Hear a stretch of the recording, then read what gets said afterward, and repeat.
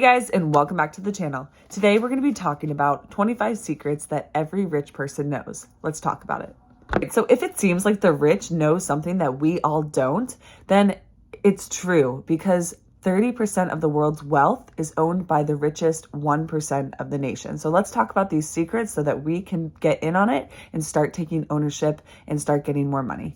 So number one, spending must align with your goals. So one of the keys to being rich is having goals and having a direction and having a purpose. And the rich know what they care about. So maybe they want to pass wealth to another generation. Maybe they want to serve a certain area of the world or help women or get kids out of poverty or help with food insecurity. It depends. So they have a plan, a mission, and they know what they want.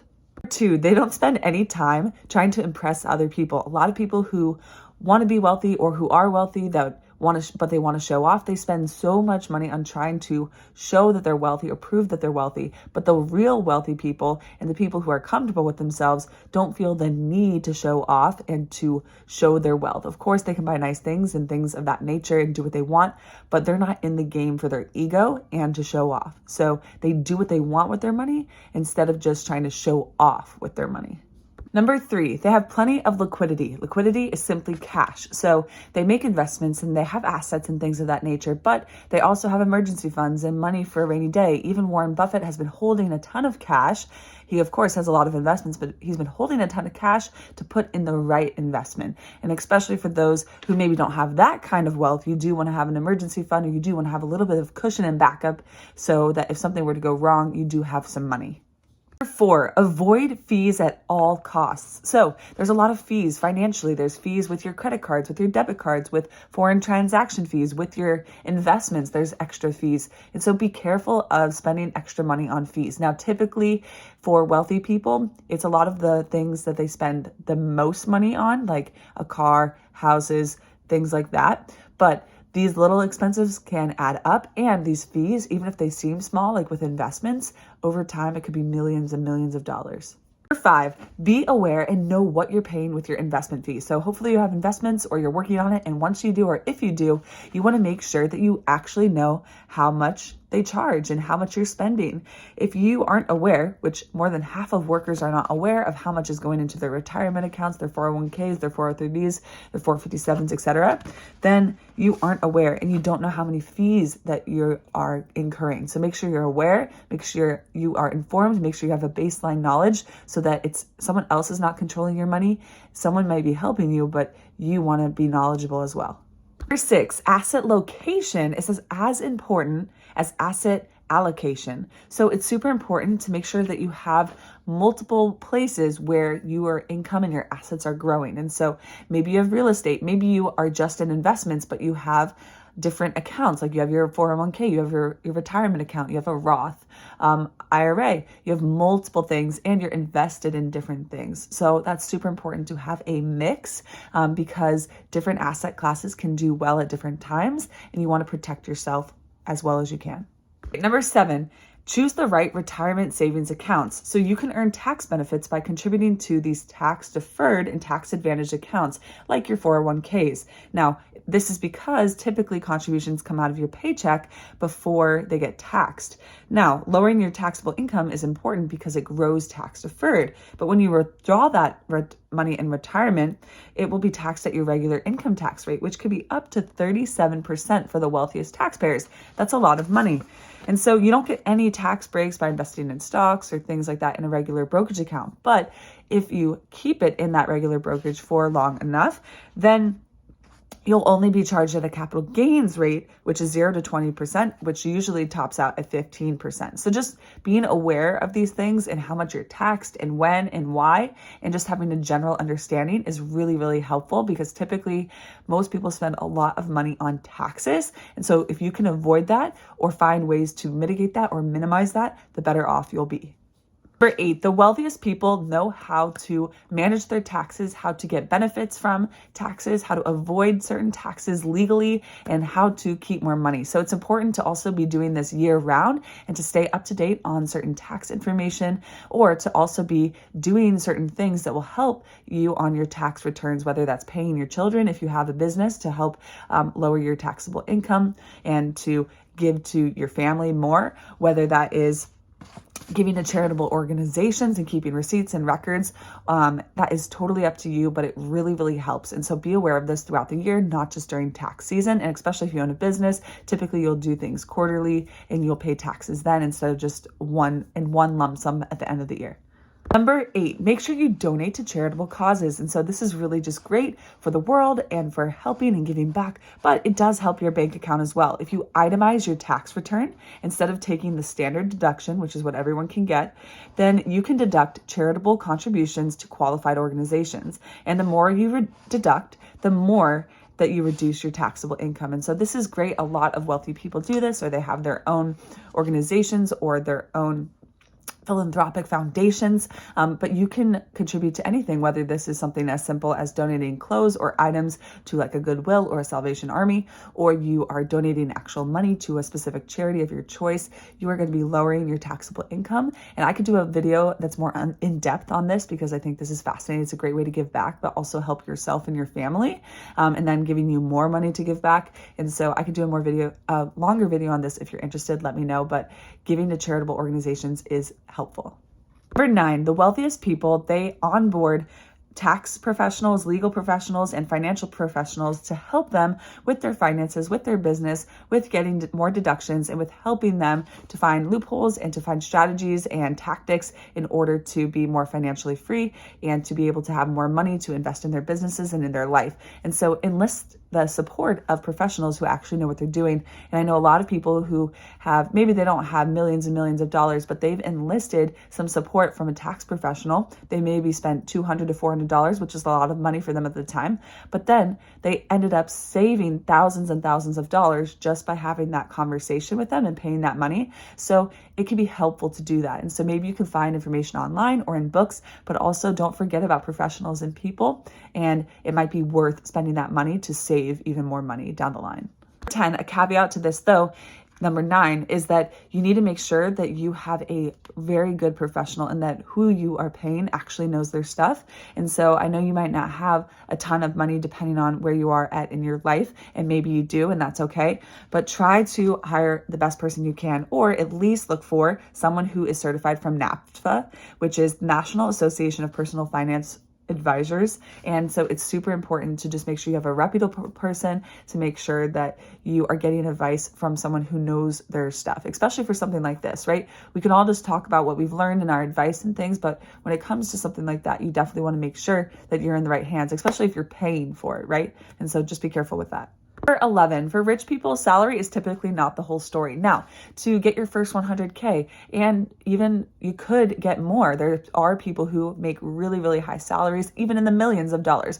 But typically, you want to make sure that you have other sources of income. So maybe that there are people who are billionaires and on the top 400 wealthiest people in the world that are employees. And so I know we might have seen from Rich Dad Poor Dad or for some different books that it's all about ownership, but which can be the case, and I'll definitely talk more about this, but employees can be rich and wealthy too, depending on what industry you're in and depending on what company you're working for. And if you have a portion, you get a portion of profits and the investments made. You also then can be investing in different industries or also in different asset allocations and different assets. And so using your salary to do that, you don't have to necessarily be a business owner, but salary is very important. And so don't think about that, oh, they must just have this huge salary. For some people, they might, but often they use their salary to get more assets and things that make them more money. Number 12, take advantage of time, not necessarily the timing. So we know it's important to invest in the stock market and to be an investor and to make your money work for you, but you can't necessarily time the market. And there's so many day traders and people who try to, and if they want to do that, that's okay. But for the average person, the average American, typically you're not going to want to do that. And you're going to want to just dollar cost average, which is basically just investing the same amount of money at the same time throughout the year, so multiple times consistently, so that you can dollar cost average and get the most bang for your buck. If you aren't doing that, and if you just invest randomly, you're typically going to miss some of the best days of the market and will lose money in the long run. I could do a video on this if you're interested, but typically time and compound returns, they're the most important factors in growing wealth, right? You want to use your time to earn more money, to get more assets, to build passive income streams, or to build income streams and to build skills. And you want to use compound interest to let your investments grow and grow and grow over time. So time is critical. Number 13, you want to put it in writing and write it down. So if you have an idea or if you have a goal, you don't just want to have it, you want to put it down and write it on paper. So start writing down your goals, both big and small. Thomas Corley, which is the author of Rich Habits, he actually found that the daily success habits of the wealthy individuals, he noted that 67% of the wealthy people he surveyed wrote down their goals, while 81% kept a to-do list. And so if your goal is to become a multimillionaire, write it down, start taking action, and you will hopefully become wealthier. Number 14, remember the concept of value over cost. And so something might cost more or cost less, but you're not getting as much value. And so you really want to look into this, especially the wealthy people think more long-term and for the wealth of their future generations or for other people, and they're willing to put in the time. And so it's just like an expensive piece of clothing that's typically going to last longer if you take care of it and if you enjoy it, but you might have spent more money on it. So just know that it's not always about the cost, it's about the value. Number 15, typically the wealthy eat out less. Okay, maybe not the ultra wealthy, but some of them do as well. People who are concerned with saving money often skip the daily latte. The rich, though, enjoy small splurges whenever they want, and instead of looking at saving from a broader perspective, so instead of just looking, oh, I need to save on that little Starbucks, instead they enjoy those small splurges and they know that's just a small thing. However, eating out and spending lots of money eating out, they conducted some research on the differences in spending habits of the wealthiest 1% and the wealthiest 5%. And typically the 1% spend 30% less on eating out and save it more for retirement instead. And so it is just something to be aware of, that a lot of the wealthy people go ahead and spend more money on building assets and building wealth for themselves instead of eating out. And I know this can just be a big thing, even if you're working on your financial journey. I know this was huge for me when working on building our wealth and starting and making significant gains there, was eating out. Like when you look at your budget and you look at your spending, and if you see how much you might spend on eating out for the average American in person, it's a lot, it's significant. And so food in general is a big part of the budget. And so if you eat out, it typically will eat more at your budget. Now, there's all sorts of caveats and things to this. There are wealthy people who just eat out. They might not go eat at the fanciest restaurant, but they eat out and they know that they can make more with their time instead of cooking and prepping and things like that. So it's up to you, but just be mindful that eating out and things like that can eat at your budget and it can be a big expense. Number 16, be your own boss if you can and if you want and if you feel that's right for you. Remember that there are employees on the Fortune 400 list that actually are employees, but a lot of people, employees, they work to make their bosses and their organizations rich. So if you want true wealth, typically, according to Forbes, over 70% of the 2,668 people on its list of 2022 billionaires made their fortunes as self-made billionaires through founding or co-founding a company. So it is true that if you have a business, now, of course, a lot of businesses fail and don't work and things like that, but having autonomy and your own control over your business and your decisions instead of just working really hard for somebody else can make you more money. Number 17, they use other people's money potentially if they don't have it. If they have their own, then they're going to use their own to leverage and get investments and things like that and assets. But it takes money to make money. And so if you don't have that, then what you want to do is use the golden rule and leverage other people's money to increase your own wealth. And maybe you have sweat equity that you could put in, or time, or a skill that you could add value to. But trading time for dollars is a loser's game, especially as technology destroys many jobs that don't require as many highly skilled human beings. And so just be careful with that and know that using other people's money to make more money is helpful. 18 is to have a savings strategy. So everybody knows that having money and saving money is an essential part of building wealth. So you want to take a percentage of what you earn, no matter how little you earn or how much you earn. This is what Tony Robbins says from Unshakable, Your Financial Freedom Playbook. And he says that when you get 15 to 20% savings rate, when you have a 15 to 20% savings rate, then you will be put in place for compounding and you're going to be financially free and set for life. So whatever you end up making, if you can save at least 15 to 20% of that, you're probably going to be fine in your life. Number 19, the wealthy change their thinking. And so Grant Cardone is an international sales expert. He's one of the best-selling authors and radio show hosts and all these things. And he says there's so much money out there. And so go take advantage of it. Change your mindset about it. I can't make any money. I can't do this. There's so much money out there. Why can't you go get it?